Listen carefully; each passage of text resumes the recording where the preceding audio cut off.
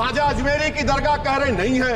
अरे सर, अगर मैं इस पार्लियामेंट अजमेर जो दरगाह है वो अजमेर दरगाह नहीं है, संकट मोचन महादेव मंदिर है। माहौल खराब करने की कोशिश है, मुद्दों से भटकाने की कोशिश है। उन्होंने हाथ बहुत ही गलत जगह डाल दिया।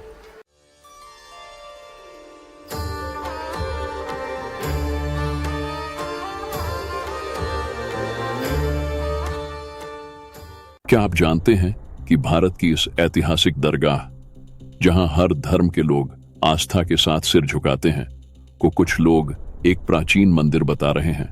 आखिर क्यों अजमेर शरीफ दरगाह को लेकर अचानक विवाद खड़ा किया जा रहा है? क्या यह इतिहास को समझने की कोशिश है या एक सोची समझी साजिश? और सबसे बड़ा सवाल, इस विवाद से किसे फायदा हो रहा है? आज के इस वीडियो में हम आपको बताएंगे अजमेर शरीफ दरगाह की असली कहानी, इन आरोपों का सच और इसके पीछे छुपी राजनीति।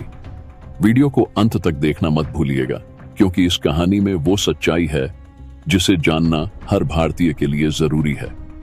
दोस्तों, आज हम बात करेंगे अजमेर शरीफ दरगाह की, जो भारत की सबसे प्रतिष्ठित सूफी दरगाहों में से एक है।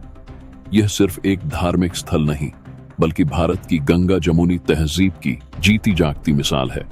लेकिन हाल ही में इस दरगाह को लेकर विवाद खड़ा किया जा रहा है। कुछ लोग दावा कर रहे हैं कि यह दरगाह एक प्राचीन मंदिर के ऊपर बनी है। दरगाह है वो अजमेर दरगाह नहीं है, संकट मोचन महादेव मंदिर है। अजमेर के लोग, बहुत लोग बताते हैं कि वहाँ लंबे समय तक पुजारी भी पूजा करता रहा है, उसे एंट्री थी।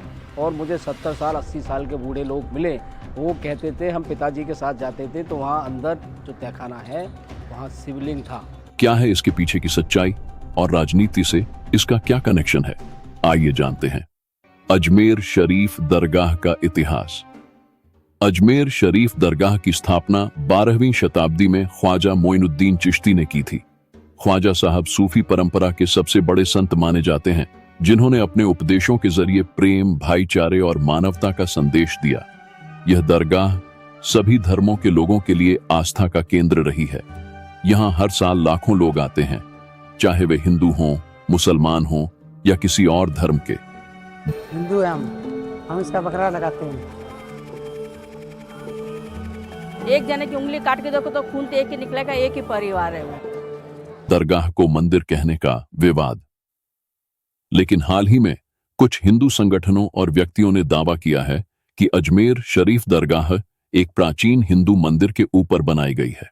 यह दावा सोशल मीडिया पर तेजी से वायरल हुआ है कि यहाँ पहले भगवान शिव का मंदिर था, जिसे तोड़कर दरगाह बनाई गई। इस तरह के आरोप पहले भी कई ऐतिहासिक स्थलों पर लगाए गए हैं, जैसे काशी विश्वनाथ, मथुरा और ताजमहल। लेकिन इन दावों के पीछे कोई ठोस ऐतिहासिक सबूत अभी तक सामने नहीं आया है। भाजपा की राजनीति और इसका फायदा। अब सवाल यह है कि इन दावों के पीछे किसका फायदा है? अगर गहराई से देखा जाए तो यह एक राजनीतिक एजेंडा नजर आता है। भारतीय जनता पार्टी, बीजेपी और उससे जुड़े संगठनों को इस विवाद से सीधा फायदा होता है।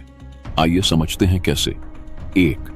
ध्रुवीकरण को बढ़ाना। इस तरह के विवाद हिंदू और मुसलमानों के बीच धार्मिक ध्रुवीकरण को बढ़ावा देते हैं। इससे बीजेपी को हिंदू वोट बैंक को मजबूत करने में मदद मिलती है। 2. धार्मिक भावनाओं का इस्तेमाल। बीजेपी का एजेंडा हमेशा से हिंदुत्व के इर्द गिर्द रहा है। जब धार्मिक स्थलों को लेकर विवाद खड़े होते हैं तो हिंदू भावनाओं को उभारना आसान हो जाता है। 3. चुनावी रणनीति। जब भी चुनाव करीब आते हैं, ऐसे मुद्दों को जोर शोर से उठाया जाता है ताकि असली समस्याओं जैसे बेरोजगारी और महंगाई से ध्यान हटाया जा सके। 4. इतिहास का पुनर्लेखन। बीजेपी समर्थित संगठनों का एक उद्देश्य यह भी है कि भारत के इतिहास को नए सिरे से लिखा जाए, जिसमें मुस्लिम शासकों और उनके योगदान को कम करके दिखाया जाए। अजमेर शरीफ दरगाह को मंदिर बताना इसी एजेंडा का हिस्सा लगता है। सच्चाई और सबूत। इतिहासकारों और विशेषज्ञों का मानना है कि अजमेर शरीफ दरगाह के मंदिर होने के दावों में कोई तथ्य नहीं है। दरगाह का इतिहास और ख्वाजा मोइनुद्दीन चिश्ती के योगदान को लेकर पर्याप्त ऐतिहासिक प्रमाण मौजूद हैं। यह विवाद सिर्फ धार्मिक और राजनीतिक लाभ के लिए खड़ा किया गया है। अजमेर शरीफ की वास्तविकता। अजमेर शरीफ दरगाह आज भी लाखों लोगों के लिए आस्था का केंद्र है। यहां आने वाले लोग अपनी जाति, धर्म और पहचान को भूलकर ख्वाजा साहब की मजार पर सिर झुकाते हैं। यह स्थल हमें प्रेम और एकता का पाठ पढ़ाता है, जिसे हमें हर हाल में बचाए रखना है। तो दोस्तों, यह थी अजमेर शरीफ दरगाह की कहानी और इसके इर्द गिर्द खड़े किए गए विवादों की सच्चाई।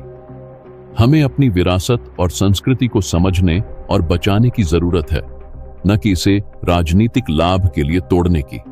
अगर आपको यह वीडियो पसंद आया हो तो इसे लाइक करें, शेयर करें और हमारे चैनल को सब्सक्राइब करना न भूलें। अगले वीडियो में फिर मिलेंगे।